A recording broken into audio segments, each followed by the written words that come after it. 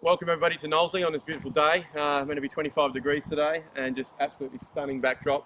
And it's also National Barbecue Week. So the powers that be have decided that the small part of Australian I have in me, I am forced to cook a barbecue out here. And yes, my sous chef has maybe promised I will have a shrimp on the barbie. So here is said shrimp on said barbie. That's as far as the Australiana is going to go for today. We do barbecues here at Knowsley for events and stuff. So if you ever have a corporate event, you want this spectacular backdrop, it's the place to be. Today I'm going to do two things for you. A little bit different than a normal barbecue. I've obviously got the shrimp on the barbie already. I've got some snags on the barbecue just cooking away just for the masses to get their fix. What I'm going to do is a fish and papillote. And then papillote just means inside paper. So inside that paper parcel or money bag of food, we're going to have some cod, some shrimps or prawns, mussels, some chorizo, and a little bit of herbs and stuff to make it go. Once that's all wrapped up, I'm going to whack it on the barbecue and it's going to take about 14 minutes to cook. These are great parcels for doing if you've got guests coming. To finish off with, we're going to do a dessert.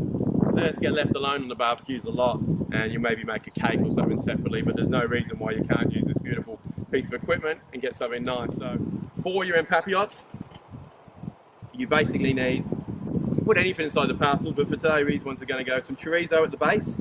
And the build will be then some cod. So I've got a beautiful cod fillet, which I've just sliced into a few pieces. So they're only nice small pieces of cod.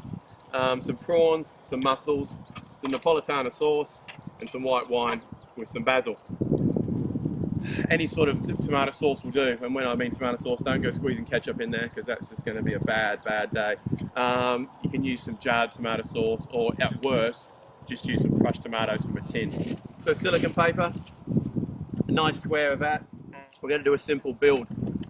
This is raw chorizo, so it's not your usual, it hasn't been cured, it's not hard. So for it, grab about, for that size, I'm going to use about a third of that chorizo in meat and make a little base.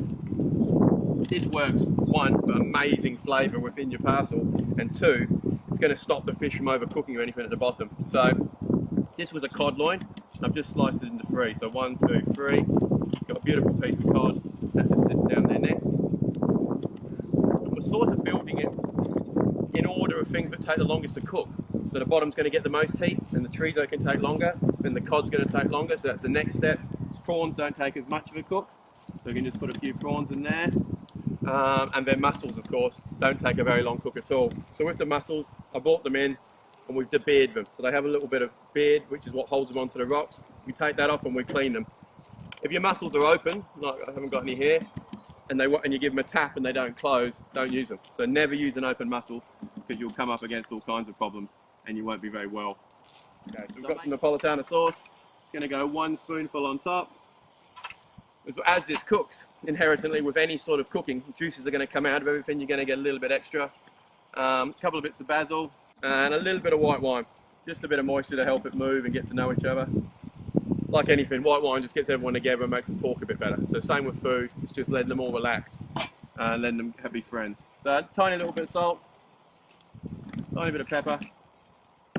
Then all we're doing is taking all 4 corners, pulling it up around the fish, make it into a parcel. So there we go.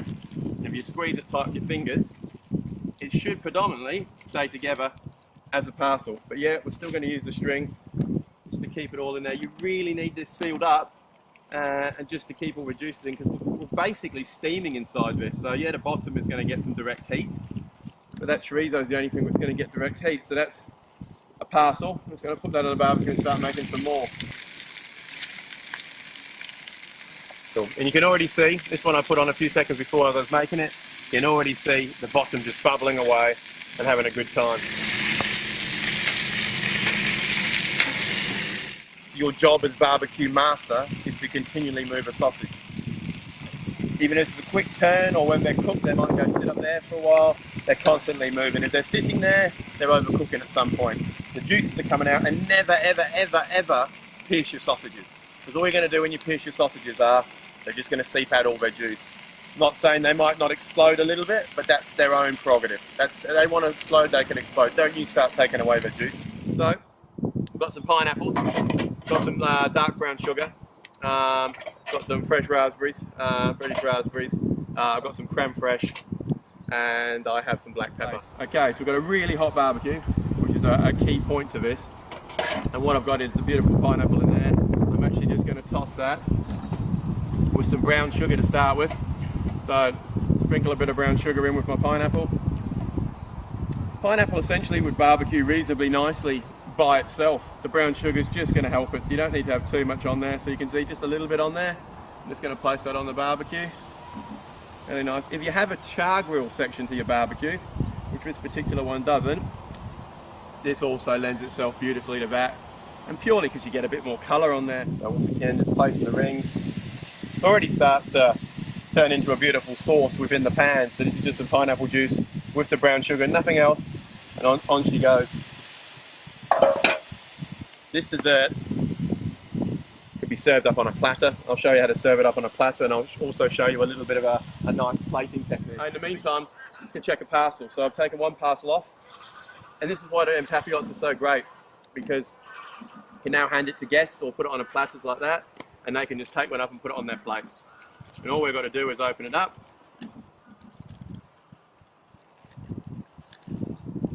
pull it back. As you can see, that we have a spectacular. Mussels have just opened up and are fresh and lovely. I grab a spoon, I peel back. The prawns are still nice, and the fish is just flaking off. Like, that is as soft as fish can be. Okay, so two different ways of finishing off this dessert. So you've got the masses coming to your party, so you can have a little platter. These have all become very sticky already. This is a beautiful sticky caramel on there, and then the plate up. So got some beautiful creme fraiche, as I said. So creme fraiche, I'm just going to fill up that gap in the middle. Bang. Same with these, just give it a little dollop. It's going to melt away. It's going to do its thing, but you don't have to go too much on the share plate. Here we go. Some beautiful fresh British raspberries. Very simple. Bang.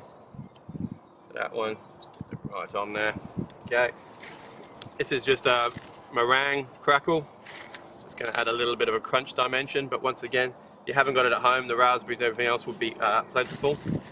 This one I might just get a little bit chefy. You could do a few bits to keep it higher. Leave a little bit around the rim of the plate. Got some freeze-dried raspberries for another extra crunch of raspberry. Okay, and then I think the most important component of this, let's clean up my table a little bit, of this one is the black pepper. So black pepper and fruit go really well together, and all that caramelized flavour, it's going to give a little bit of crunch. So you can go more black pepper than you'd imagine. So let's clean the rims down. So we've got a better looking dish. There and there. It's as simple as it is. So we have barbecued pineapple, raspberries, and creme fraiche with cracked black pepper.